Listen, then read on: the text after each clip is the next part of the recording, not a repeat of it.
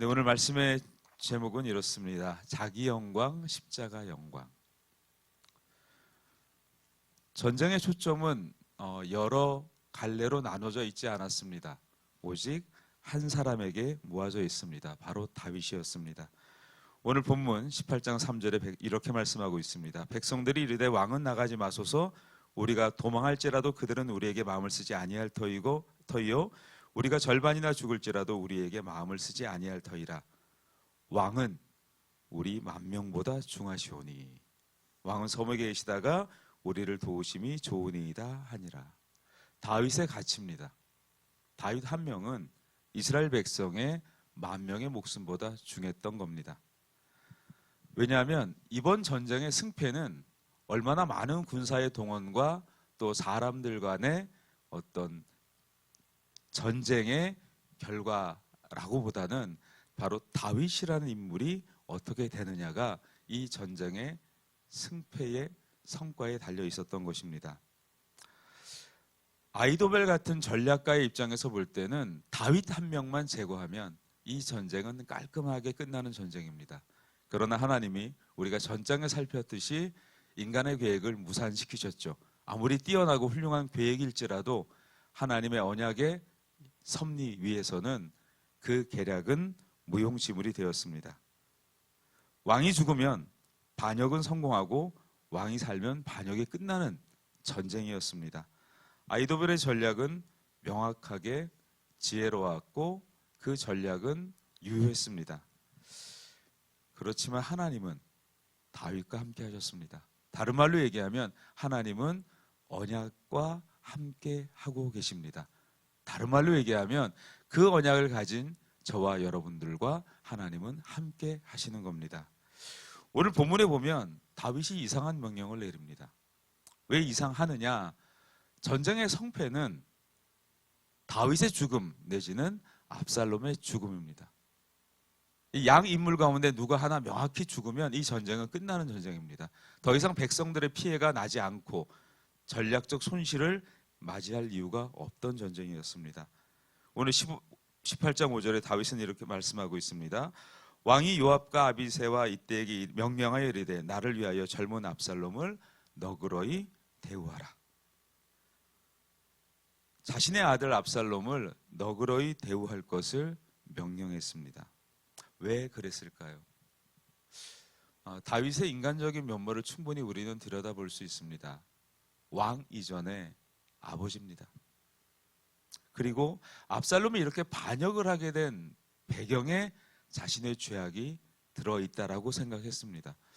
저는 신실한 그리스도인이 가지고 있는 어떻게 보면 멘탈리티가 아닌가 싶어요. 우리에겐 양심이 있습니다. 물론 우리의 죄성으로 인해서 이 양심은 타락하였고 망가졌습니다. 그러나 그리스도 예수 안에서 우리의 양심은 회복되었습니다. 어떻게 회복되었을까요? 완전한 양심의 회복이라기보다는 하나님 앞에 끊임없이 자신을 돌아볼 수밖에 없는 것입니다. 다윗은 어땠을까요? 우리아의 아내 밧세바를 취하고 나서 나단의 책망을 통해 다윗 가문에 임했던 저주와 재앙을 다윗은 분명히 알고 있습니다. 그런 이유로 압살롬에게만 문제의 원인이 있다고 보지 않았고 자신의 연약함에도 그 문제가 있다라고 충분히 생각해 볼 수 있습니다. 다윗의 가정은 무너져 있었습니다. 그런 다윗에게 압살롬의 죽음 그리고 압살롬의 책임 단순하게 묻고 끝낼 수 없는 그런 복잡한 마음을 가지고 있다라고 생각합니다. 저와 여러분도 그렇지 않겠습니까? 일상을 살다가 우리가 신앙적인 선택과 어떤 믿음의 결단을 하게 될 때 우리 주변에 불완전한 것들이 있죠. 신앙으로 볼 때 온전히 해석하기에는 합당하지 않는 자기 주변의 삶의 모습들이 있습니다. 그걸 너 탓이다, 너의 잘못이다 라고 단정할 수 없는 이유는 우리 양심이 증명하기 때문입니다. 바로 내가 하나님 앞에 범죄하였던 그 시간과 시기들을 기억하고 있기 때문에 우리는 너그러워서가 아니라 하나님 앞에 선 죄인이기 때문에 은혜의 관용을 우리는 품을 수밖에 없는 존재들입니다. 오늘 6절부터 8절에 보면 에브라임 수풀이 나옵니다. 이곳은 다윗에게 굉장히 유리한 지형이었고 압살롬의 군대에게는 덫이 되었습니다. 이 모든 걸 누가 인도하셨을까요? 하나님이십니다. 하나님은 흥하게도 하시고 망하게도 하십니다. 그래서 우리가 하나님을 두려워하는 것은 하나님께서 모든 삶의 인생의 주권자가 되시기 때문입니다. 이 전쟁의 결과는 18장 18절에 이렇게 나와 있습니다. 그 땅에서 사면으로 퍼져 싸웠으므로 그날의 수풀에서 죽은 자가 칼에 죽은 자보다 많았더라. 하나님은 전쟁의 결과를 지형과 환경마저 사용하여 이루십니다.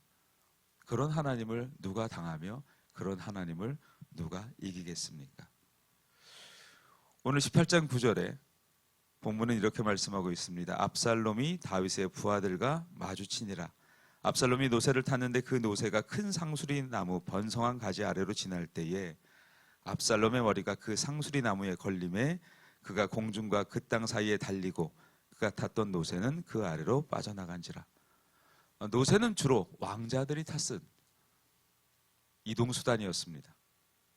그런데 여기서 우리가 인상 깊게 보게 되는 장면이 있습니다. 바로 압살롬의 머리가 그 상수리 나무에 걸렸다라는 겁니다. 압살롬의 외모 가운데 가장 화려한 외모는 머리카락이었습니다. 14장 26절에 압살롬은 자기 외모와 머리카락을 자랑하였던 사람이었습니다. 이제 그의 자랑은 더 이상 그를 영화롭게 만들지 않았고 그를 매달아 놓은 덫이 되었습니다. 사무엘상 14장 25절 이렇게 말씀하고 있습니다. 온 이스라엘 가운데서 압살롬같이 아름다움으로 크게 칭찬받는 자가 없었으니 그는 발바닥부터 정수리까지 흠이 없음이라. 그의 머리털이 무거움으로 연말마다 깎았으며 그의 머리털을 깎을 때에 그것을 달아본즉 그의 머리털이 왕의 저울로 200세갈이었더라. 얼마나 풍성하고 얼마나 화려했던 외모를 가진 사람입니까? 여러분, 우리가 붙잡고 있던 것이 어느 날 우리를 붙잡을 수 있습니다. 여러분의 발목을 붙잡을 수도 있습니다. 그건 뭘까요? 압살롬은 자기를 높이려다가 자기 자랑에 걸렸습니다. 이것이 자기 영광입니다. 우리 그리스도인들이 살피고 다시 한번 되물어야 될 것은 누구의 영광으로 살아가냐는 겁니다. 하나님의 영광인지 아니면 자기 영광인지. 오늘 12절부터 15절에 보면 요압의 결단이 나옵니다. 다윗은 분명히 말했습니다. 젊은 압살롬을 해하지 말라고. 그러나 요압은 그를 죽입니다. 왜일까요? 압살롬이 살아있다라는 것은 또 다른 반역이 일어날 수 있다라는 아주 상식적이고 정치적인 이해를 담고 있습니다. 압살롬이 살아있으면 반역은 끝나지 않습니다. 다윗은 아버지였고 요압은 현실을 너무나 잘 아는 군인이었습니다. 이게 요압의 역량이자 한계입니다. 우리가 방금 전에 살폈던 것은 압살롬의 자기 영광이었다면 오늘 요압을 통해 우리가 볼 수 있는 것은 인간의 한계입니다. 요압은 그럴 수밖에 없습니다. 압살롬을 죽일 수밖에 없습니다. 이게 인간의 유한성입니다. 우리가 어떤 선택을 하든 우리가 어떤 맥락으로 살아가든 우리는 유한한 존재입니다. 요압 같기도 하며 때로는 압살롬 같은 모습을 담고 있습니다. 오늘 17절부터 18절에 압살롬이 자기 생전에 자기 이름을 이을 아들이 없다라고 해서 비석을 세웠습니다. 인간은 끊임없이 뭔가를 세웁니다. 그래야 직성이 풀립니다. 내 이름으로 남길 만한 그 어떤 것이 있을 때 인간은 위안을 얻기도 합니다. 그것이 우리의 때로는 신앙을 포장한 명분일 수도 있습니다. 알 수가 없습니다. 우리의 열심마저도 우리를 기념하고 싶은 기념비가 될 수도 있습니다. 그러나 염려하지 마십시오.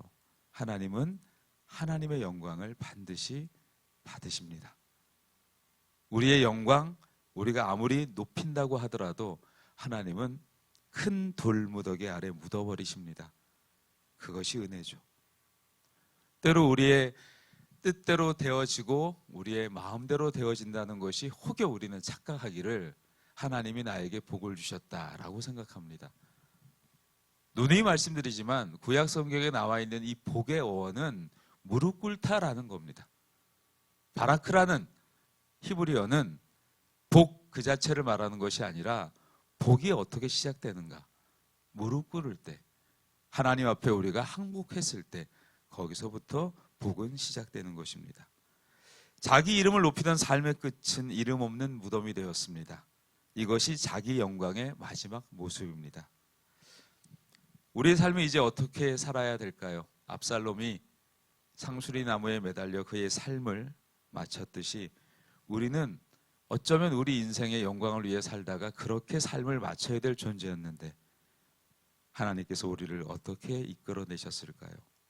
압살롬은 자기 영광으로 나무에 매달렸고 비참한 최후를 맞이했듯이 우리도 그렇게 맞이해야 될 최후를 예수 그리스도께서 우리를 구원하시려고 십자가의 영광으로 그가 친히 나무에 달리셨습니다.